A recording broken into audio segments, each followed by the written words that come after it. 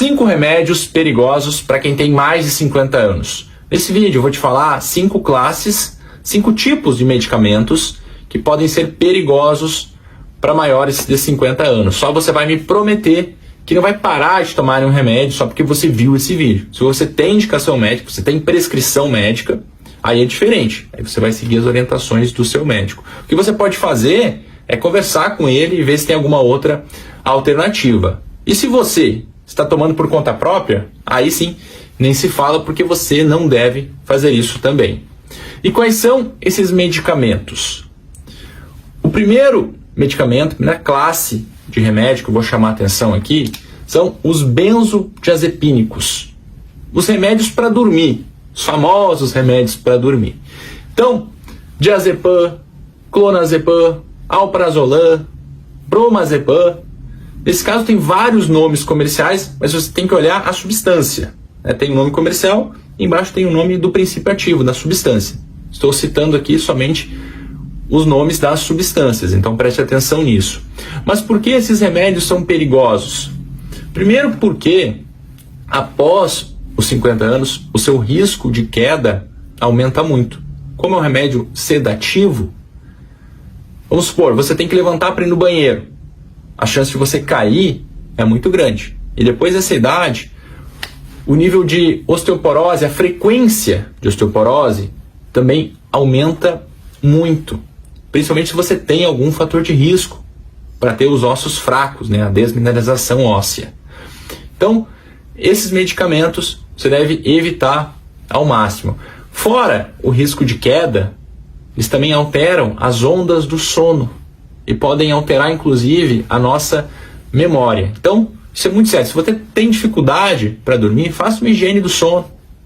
Faça todas as medidas para você não tomar esse tipo de medicamento.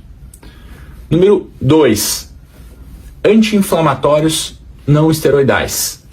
Quais são esses remédios? Diclofenaco, ibuprofeno, nimesulida, meloxicam.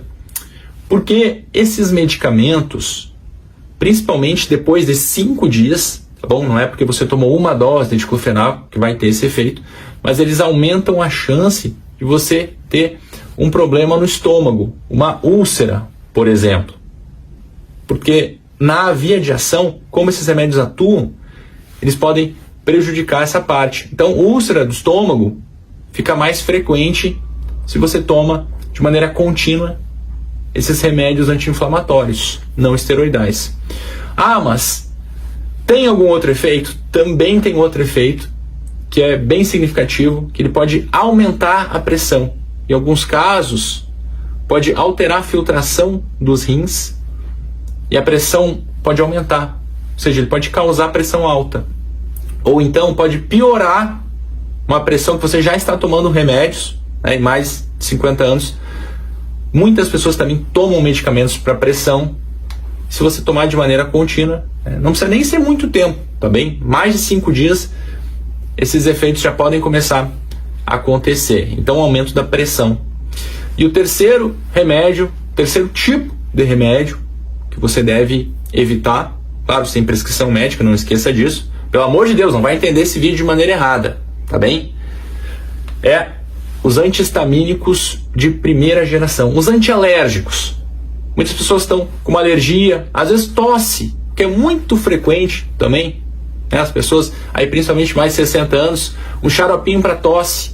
Muitas pessoas chegam pedindo, eu quero um xarope para tosse. Então, muitos xaropes para tosse têm essas substâncias, que são os antihistamínicos de primeira geração. E quais são essas substâncias e o que elas podem causar? Porque você vai evitar tomar sem prescrição médica.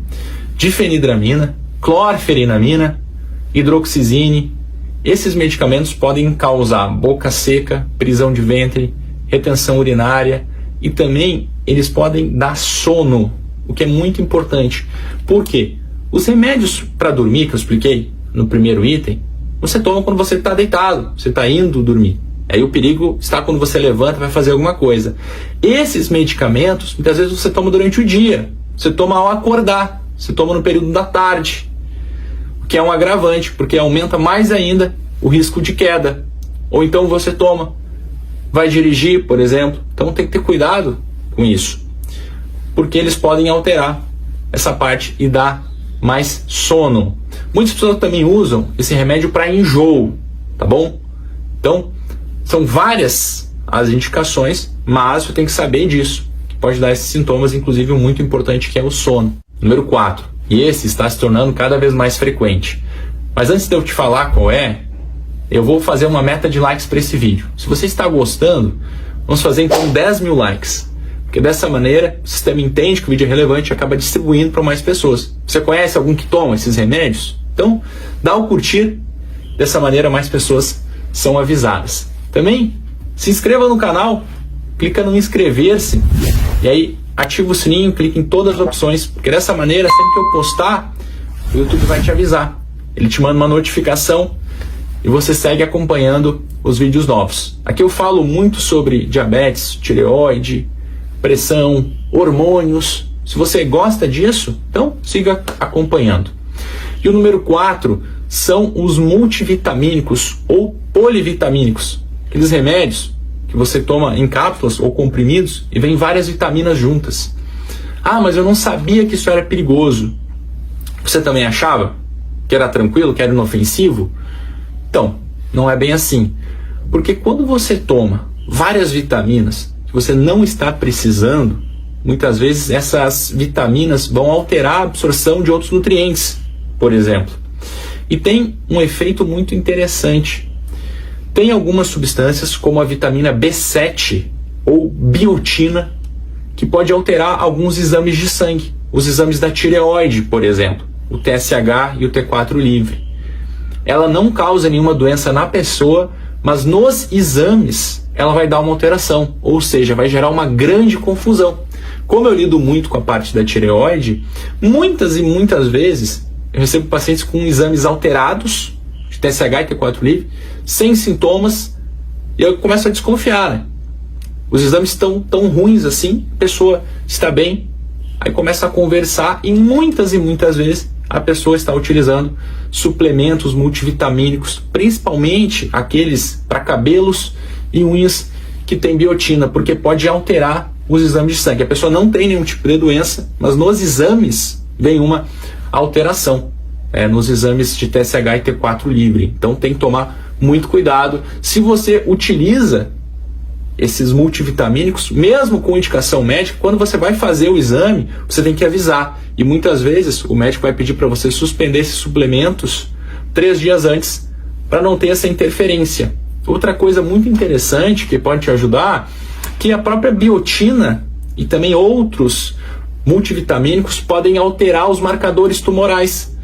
A pessoa não tem nenhuma alteração, mas nos exames ele vai dar um resultado falso, o que dá um grande transtorno. Isso já aconteceu várias vezes com pacientes também.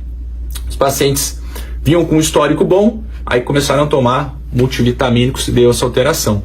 Então, exames hormonais, como na tireoide, marcadores tumorais, são alterações que podem acontecer se você está tomando multivitamínicos, principalmente esse que eu falei para cabelos e unhas com a biotina, a vitamina B7.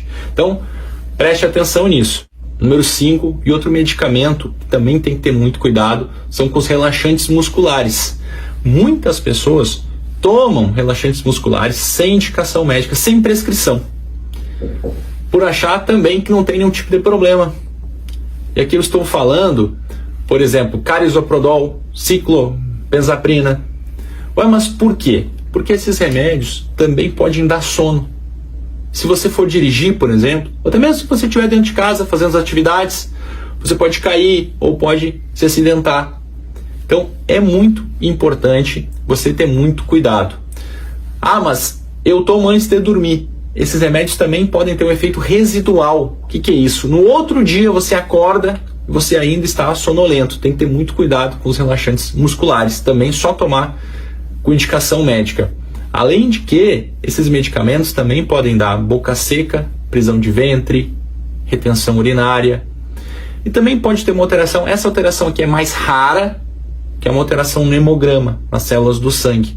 Mas é um efeito mais raro. Um efeito bem mais frequente, até comum, esperado, é a sonolência. E ao contrário do que eu falei nos anti-inflamatórios, por exemplo, esse efeito já pode acontecer na primeira